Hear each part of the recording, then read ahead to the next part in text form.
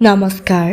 আজি আবৃত্তি কৰিবলৈ লৈছোঁ ভিন্নৰাসৰ কবিৰূপে খ্যাত শ্ৰীযুত মনোজ কুমাৰ শৰ্মাদেৱে ৰচনা কৰা এটি সুন্দৰ কবিতা।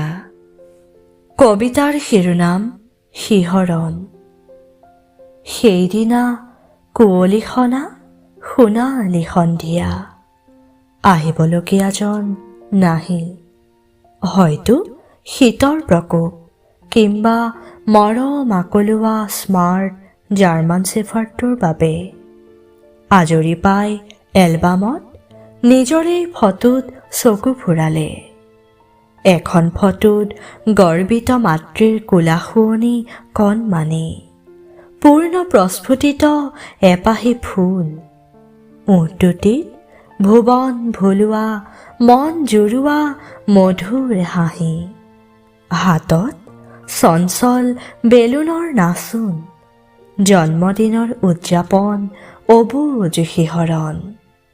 অন্য এখনত দুহাত শুৱনি নিযুক্তি পত্ৰ, মন্ত্ৰী আমোলাৰ স্নেহাশীষ, মুখমণ্ডলত প্ৰকাশিত দিব্য লোকৰ জ্যোতি।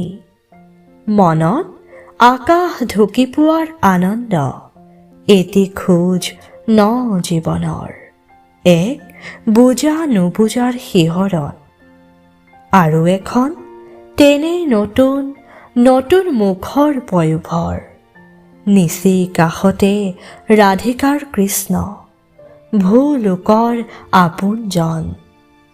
পৰিণত গাল দুখনিত প্ৰাপ্তিৰ সেন্দুৰীয়া বোল, ঘৰত আনন্দ বিষাদৰ ৰোল, থৌ কিবা থৌ মন অনামী শিহৰণ।